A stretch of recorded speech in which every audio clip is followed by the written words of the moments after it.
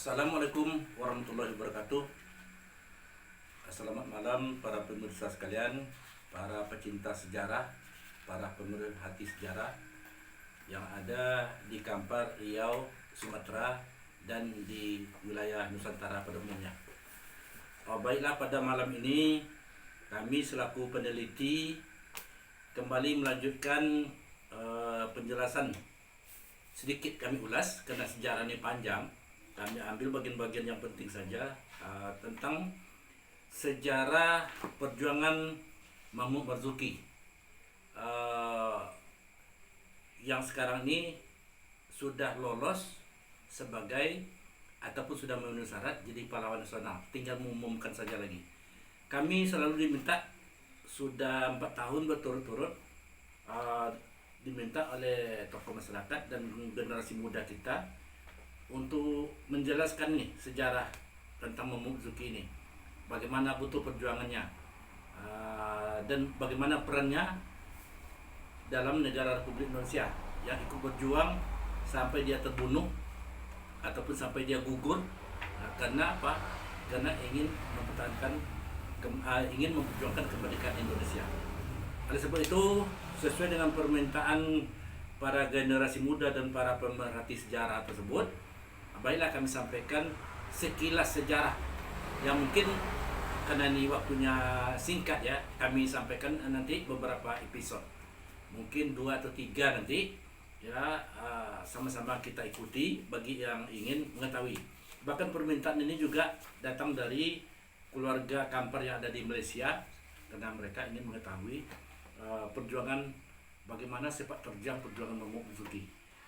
Untuk itu, sebelum kami jelaskan, kami terlebih dulu mohon maaf kepada tim TP2GD Kampar, ya, khususnya pimpinannya Profesor Yusri Munab SH dan Bapak Dr. Hiril, ya, MA, yang juga serta anggota TP2GD yang tidak kami sebutkan satu persatu. Kami mohon maaf karena ini atas permintaan daripada masyarakat, kami jelaskan sedikit tentang sejarah perjuangan Mahmud Marzuki, mudah-mudahan bisa diketahui oleh masyarakat. Mumpung nih situasinya masih hangat istilahnya, kemudian nih sedang kita perjuangkan dan supaya diketahui oleh generasi muda. Ini kepada pemirsa nih dia, buku yang sudah diterbitkan, perjuangan yang sudah dilakukan sejak tahun 2017-2018 bersama TP2GD Provinsi waktu itu, ya. Kemudian dilanjutkan oleh TP2GD Kampar. Judul sekarang ini ada bukunya adalah Riwayat Perjuangan Mahmud Marzuki. Ya, kemudian dilanjutkan Riwayat Perjuangan Mahmud Marzuki dari Singapodium ke penjara kolonial hingga gugur sebagai syuhada. Inilah judul bukunya yang kami buat. Ya, ini akan kami tambah lagi karena data-data yang kami buat sudah banyak yang kemarin dikeluarkan karena atas permintaan tim daripada penilai di tingkat nasional supaya data-data ini dikurangi katanya. Baiklah, Mahmud Marzuki itu lahir di Kumantan, ya, pada tahun 1911. Beliau adalah anak daripada seorang ibu warga Kumantan Bangkinang bernama Haina. Kemudian dengan orang tuanya atau ayahnya Pakir Rajo, warga ataupun pendatang ataupun pedagang dari Bukit Tinggi. Jadi ibunya asli Bangkinang, Kumantan Bangkinang. Mahmud Marzuki ini dari kecilnya memang pintar, cerdas, dan punya kemauan tinggi. Sehingga oleh orang tuanya disekolahkan dia di sekolah rakyat di Bangkinang, kemudian dilanjutkan ke sekolah Tawalib di seberang Bangkinang. Kalau sekarang nama sekolahnya itu Darunado, ya. Jadi sebelum itu namanya dulu Tawalib Bangkinang. Kemudian kami potong sejarahnya. Pada waktu usia muda, beliau ini sangat tertarik dengan pendidikan dan dia ingin melanjutkan sekolahnya karena dilihatnya bahwa penjajah Belanda ini ya, sudah leluasa terhadap rakyat Indonesia. Oleh sebab itu dia ingin berjuang, ingin melanjutkan sekolah. Kemudian dari sekolah agama di seberang tadi, di surau-surau dan segala macam yang dituntutnya, sekolah dulu kan tempat sekolah adalah surau-surau pengajian, artinya tempat pengajian masyarakat di samping sekolah non formal ya di seberang. Akhirnya mereka memasuki, kalau kita di sini memanggilnya Ongku Mahmud atau Buya Mahmud Marzuki. Jadi Ongku Mahmud itu adalah Buya Mahmud Marzuki. Beliau sangat berminat sekali untuk melanjutkan pendidikannya ke tingkat yang lebih tinggi. Akhirnya pada usia yang sangat muda, ya dia berangkat ke Malaysia. Tujuan utamanya bukan ke Malaysia tapi adalah ke India. Tapi dia pergi ke sana dulu melalui jalan ya, dia temui dulu pamannya di Selat Panjang ya. Kemudian dari Selat Panjang ada lagi pamannya di Singapura. Nah, dari Singapura dia berdasarkan saran orang tujulah keluarga Kampar, khususnya warga Kuok yang ada di Pahang, Perak dan segala macam. Karena situ adalah saudara kita katanya. Maka dia tinggal di lingkungan masyarakat Kuok yang ada di Perak dan Pahang, dan dia dijadikan sebagai penceramah di situ. Kemudian dengan iuran bersama masyarakat Kuok dan ditambah dengan masyarakat yang ada di Limokoto dan segala macamnya itu, mereka membiayai Mumzuk ini untuk berangkat ke India. Dan di India dia sekolah di Nazmia Arabic College. Nazmia Arabic College itu di Lahore, dekat Lahore, India. Di situ sekolah perguruan tinggi yang mempelajari tentang Islam dan segala macam. Nah, disitulah dia mempelajari sejarah kehebatan daripada pejuang-pejuang kita dulu. Nah, bagaimana India merdeka, bagaimana negara-negara lain merdeka, bagaimana Palestina waktu itu merdeka, ya, kemudian Turki dan segala macamnya. Ya, akhirnya mendapat inspirasi daripada tokoh-tokoh tadi bahwa dia ingin melanjutkan perjuangan seperti bangsa-bangsa lain yang telah merdeka tersebut. Oleh sebab itu, sesudah dia menamatkan pendidikan di India, dia kembali lagi ke Malaysia, ke Perak, kemudian terus ke Kampar, ya, terus ke Kampar. Nah, di Kampar dia menemui tokoh-tokoh yang ada di Kuok, Bangkinang, Air Tiris dan segala macamnya, khususnya di Kuok dan Air Tiris, tokoh-tokoh Muhammadiyah ya yang belajar waktu itu di Bukit Tinggi ya. Kemudian mereka ini adalah sahabat Buya Hamka dan juga pendiri Perabek Padang Panjang ya. Kemudian beberapa tokoh yang ada di Bukit Tinggi tadi ya, mereka temui ya, sahabat-sahabat tadi. Akhirnya mereka ngumpul ya, di antaranya adalah Buya Ahmad Surapi dari Kuok, Buya Hamzah Yunus dari Kuok, kemudian Puan Nazir juga, kemudian dari Ertiris ini Latif Atar, Buya Latif Atar, kemudian Haji Mama Amin, kemudian Malik Yahya ya, termasuk juga dari Taib dari Rumbio ya. Nah, kemudian tokoh-tokoh ini ya, mereka sepakat untuk berencana mendirikan lembaga pendidikan. Maka tahun 1941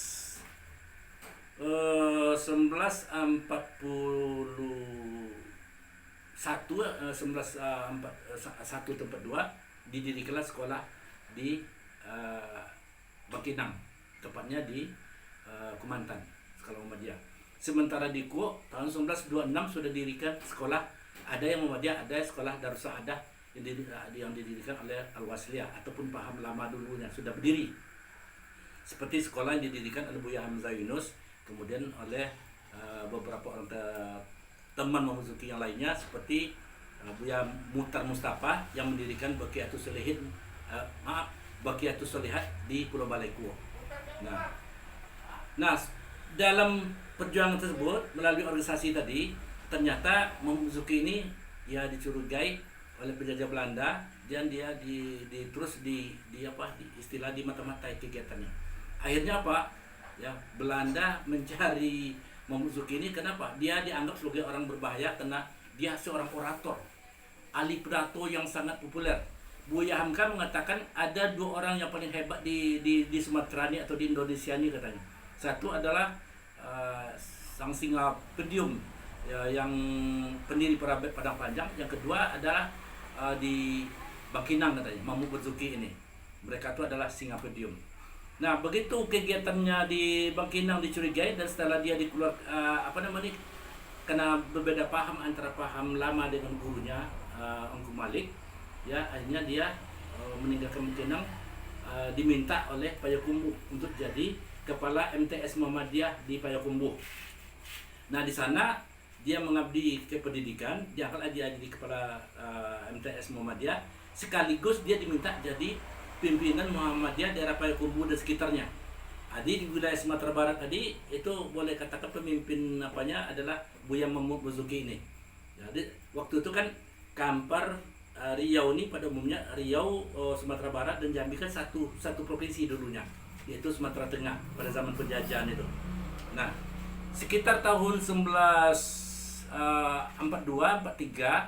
dia kembali lagi ke Bangkinang, ya karena dia diincar terus, mau ditangkap oleh penjajah Belanda karena dia berpidato tadi. Begitu dia berpidato, semangat masyarakat tadi atau semangat pemuda tadi memang berkobar-kobar, istilahnya mau berjihad gitu, karena adanya dorongan atau motivasi daripada pidato-pidato Buya Mamu Berzuki. Akhirnya kena tidak aman di Sumatera Barat di Payakumbuh, yang melalui jalan tikus dia berangkat menuju daerah Pengkalan, kemudian Kapur 9, terus ke 13 Kota Kampar, terus ke Kuok, terus ke Air Tiris. Itu rutenya dulu tempat dia Pak. Nah, dari Bangkinang sampai ke Payakumbuh tadi, dia juga selalu secara diam-diam tetap dia menjumpai kawan-kawannya melanjutkan perjuangan secara fisik dan secara melalui pendidikan dan sosial.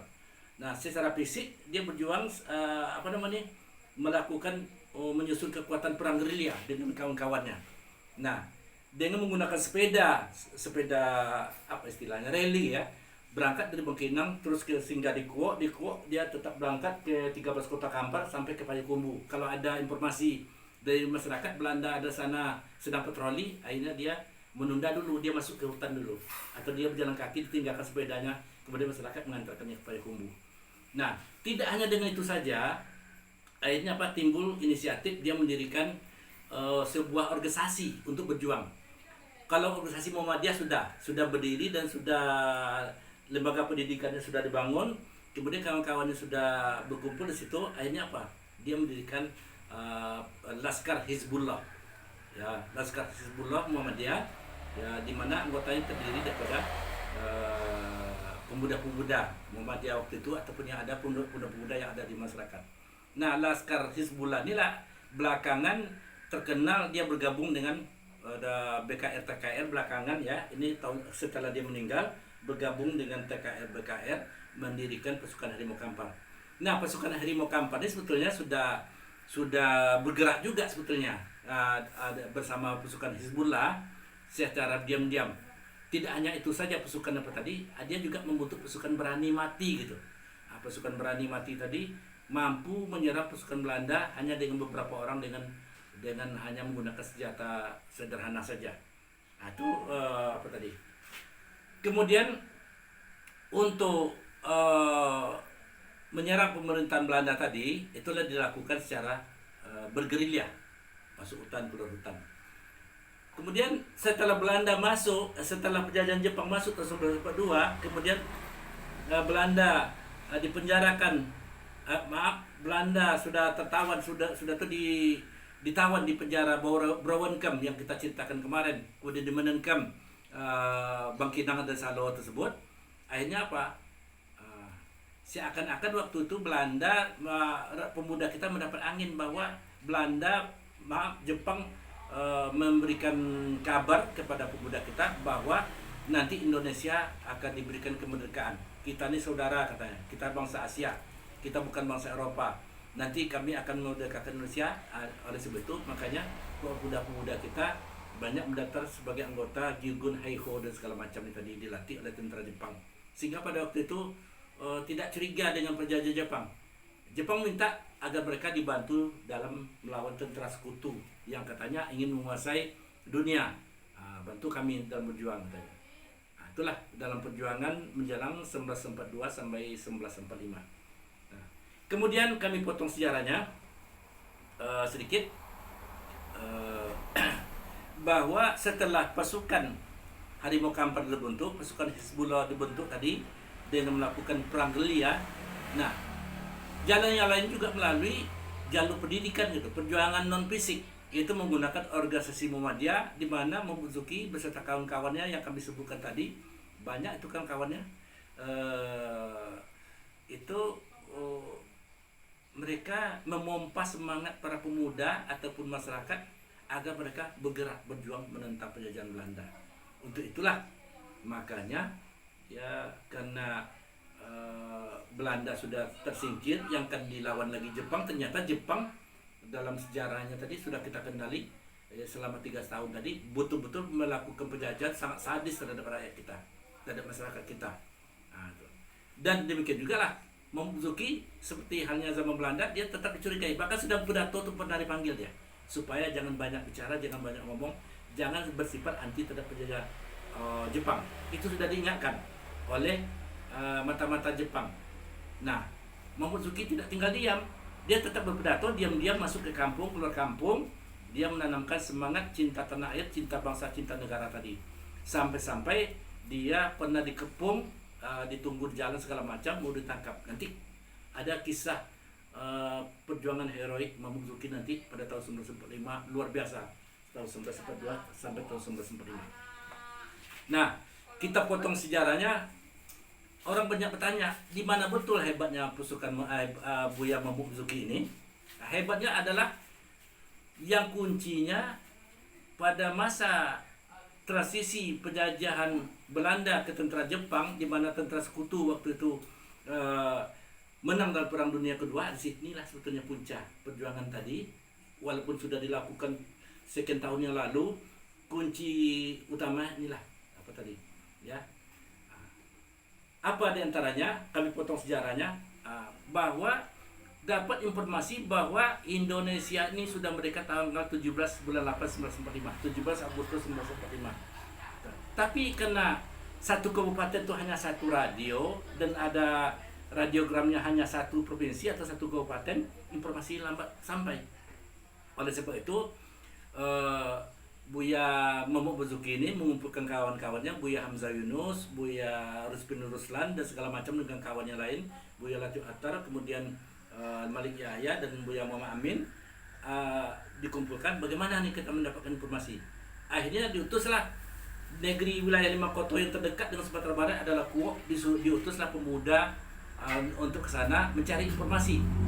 Ternyata ada 2 orang pemuda yang diutus tadi ke sana, tuh Rifai bersama Wari yang datang ke sana tadi, dapat informasi bahwa ternyata betul Indonesia sudah merdeka tanggal 17 Agustus 1945. Maka diam-diam mereka datang ke Kuok, betul. Ini kami bawa kain putih yang sudah dijahit merah dan putih, dibawa ke Kuok dan dikibarkan. Dicari informasi di situ, ternyata ada pasukan kita yang datang dari Bukit Tinggi, dia sudah pakai lambang merah putih, bukan bendera tapi lambang saya ditaruh di dadanya, di bahu. Sudah memastikan itu bahwa Indonesia merdeka, maka bendera merah putih tadi dinaikkan oleh Arifin Ruslan dan kawan-kawan, kemudian Wari Hasan dan Buya Hamzah Yunus, tambah lagi dengan Buya Ayub Seropi, ya, Puan Nazir, kemudian Angkur Rahim dan segala macamnya, mereka hadir di pasar Kuok. Dikibarkanlah, bukan dikibarkan, dipanjatkanlah bendera yang dia tadi ke tiang listrik atau tiang telepon waktu itu di pasar Kuok, di dekat tembok yang sudah dirobohkan itu. Ada tembok pemisah antara sebelah kiri sama kanan pasar Kuok tadi, ada tembok dibangun oleh Belanda, panjangnya ada sekitar setengah kilo atau 400 meter ya. Nah, itu panjangnya. Di situ ada tiang dinaikkan ke atas. Tepatnya pada tanggal 26 Agustus 1945. Nah, kita merdeka kan 17 Agustus. Dan ternyata inilah pengibaran bendera pertama kali di Riau di Kuo itu tanggal 26. Kemudian setelah mereka sepakat dan sudah tuh dikawal, timbul ide, jangan tanggung-tanggung katanya. Besok hari Selasa kita kibarkan secara besar-besaran. Ya waktu itu mungkin hari berapa tuh? Hari Minggu, Senin, Selasa ya. Selasa pasar Kuo tadi kita naikkan, kita kibarkan. Maka dihadiri oleh sekitar 30 orang tokoh masyarakat di Kuo. Kemudian dinaikkanlah bendera merah putih tadi di atas gala, dinaikkan. Yang tadinya diikatkan ke tiang listrik, ini dinaikkan ke kayu semacam gala, dikibarkan di situ. Kemudian dihadiri oleh oleh masyarakat sekitar jam 8.30 itu. Kemudian masyarakat pasar Kuo itu menonton dan hormat. Itu tepatnya pada tahun 1945. Tanggal 28, kalau hari Selasa itu tanggal 28 Agustus 1945. Kemudian disampaikan informasi ini, orang itu yang diutus untuk mengapakan tadi ke Sumatera Barat tadi, juga di samping membawa bendera, dia juga membawa teks proklamasi gitu, dan surat dari Panitia Komite Nasional Indonesia Pusat Bapak Soekarno-Hatta, ya, supaya di daerah membentuk Komite Nasional di daerah. Kemudian supaya bendera dikibarkan, itu perintah. Kemudian apalagi disebarluaskan naskah proklamasi supaya diketahui oleh masyarakat. Maka pada waktu itu juga setelah diapakan tadi, maka atas perintah Arifin Ruslan dan Buya Hamzah Yunus ditunjuklah pemuda ya dengan menggunakan sepeda memasang tempelan-tempelan naskah tadi, diperbanyak oleh Bapak Arifin Ruslan yang punya percetakan Arif Kampar belakangan itu, cetakan Arif di Pekanbaru ya. Nah, diketiknya diperbanyak ya melalui kertas apa tuh namanya yang hitam di berlapis, yang bisa kertas stensil ya, bukan, diperbanyak dengan karbon ya. Kemudian diperbanyak terus, yang diperbanyak itu yang ditempel di kedai-kedai, di rumah-rumah, di masjid, di pasar-pasar, di tiang listrik, atau yang diapakan. Nah, sampai di Bangkinang akhirnya orang terkejut, Tiris, Rumbio dan apa tadi sengaja disampaikan pada waktu malam hari. Satu malam tuh kerja orang tadi menempel itu saja. Nggak ada lem, akhirnya bubur bubur di pasar tuh yang jadikan lem untuk ditempelkan ke dinding-dinding tadi, karena lem sudah habis. Namun demikian naskah proklamasi tadi, sehingga masyarakat Kampar tahu bahwa Indonesia sudah merdeka. Timbullah inisiatif oleh pimpinan Muhammadiyah pada waktu itu, Muhammad Zuki ya, supaya kita adakan peringatan pengibaran bendera merah putih ini. Maka pada tanggal 9 September, ini sudah berjalan waktu nih, 9 September 1945, pada hari raya di Simpang Kubu Air Tiris, ya dikibarkanlah bendera tadi pada hari raya Idul Fitri di Air Tiris, tanggal 9 September. Dan di situ berpidato Muhammad Zuki. Di situ masyarakat baru tahu, ada yang menangis, ada yang melolong-melolong menangis, ada yang sampai terguling-guling karena saking tangis dan gembira, selama ini kita terjajah, ternyata kita sudah merdeka, kita punya presiden. Nah, akhirnya apa? Ya, di sepanjang jalan mereka bersorak-sorak gembira bahwa Indonesia sudah merdeka. Oleh sebab itu, Muhammad Zuki menyampaikan bahwa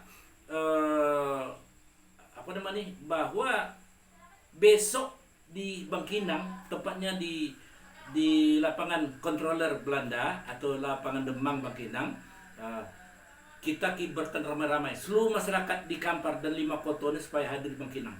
Maka diumumkanlah secara berantai ke desa-desa, ke masjid-masjid, supaya turun ke Bangkinang pada tanggal 11 September 1945. Artinya 2 hari sesudah di Etiris.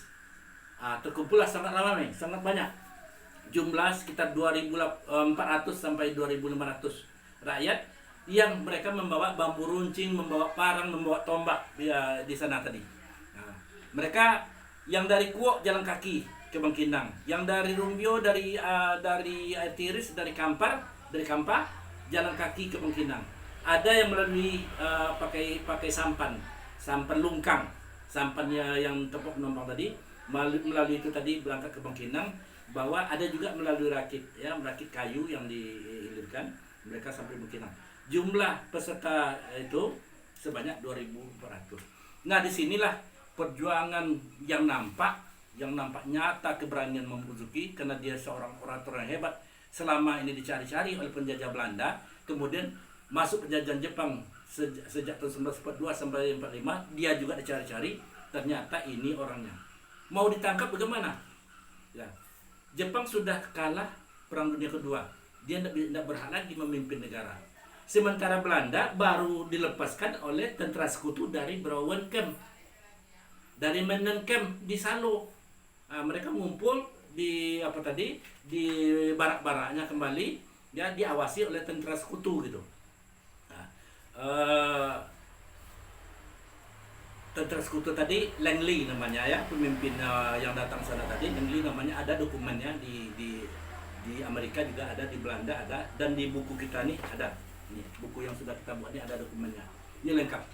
Kemudian pemuda kita ini nekat, apalagi Buya Momozuki sebagai pimpinan Laskar Hizbullah dan Harimau Kampat tadi, yang memerintahkan kepada pemuda-pemuda kita berbaris, kita akan mengadakan mengibarkan bendera merah putih karena Indonesia sudah merdeka.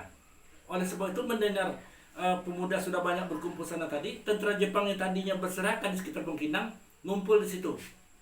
Rencana mau membubarkan karena di sana tadi ada acara penaikan bendera merah putih, atau rencana apakah orang rakyat Kampar mau berontak atau gimana.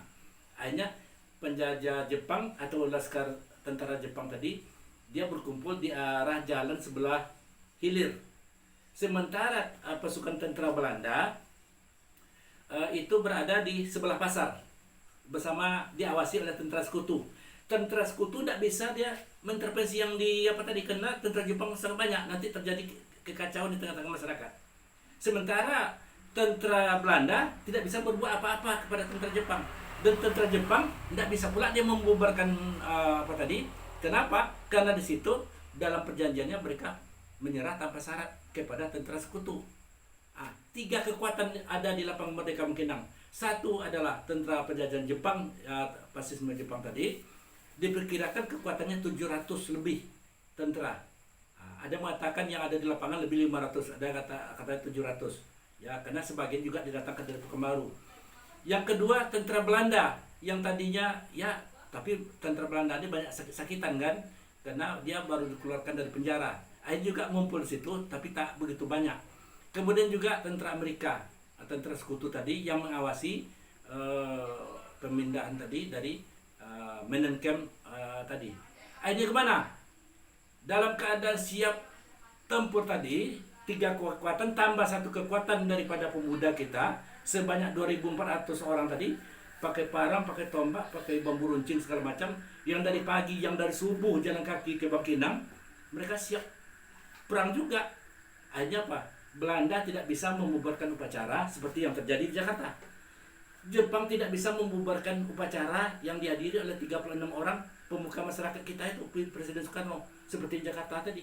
Makanya dipindahkan ke Pegangsaan Timur. Karena penjajah Jepang dengan dengan pasukannya mengepung lapangan di Jakarta tadi. Nah, begitu juga yang terjadi di Bangkinang. Lapangan tadi dikepung oleh 3 kekuatan, sehingga masyarakat kita yang ada di tengah-tengah tadi atau apa. Di sinilah nampak keberanian Buya Momozuki. Dia berkata, ya, awalnya dia berpidato dulu bahwa Indonesia sudah merdeka, kita sudah menjadi bangsa merdeka, kita sudah sederajat dengan Amerika, dengan Jepang dan dengan Belanda, katanya. Oleh sebab itu hak kita sama.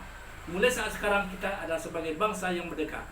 Yang menentukan nasib bangsa ini adalah bangsa Indonesia.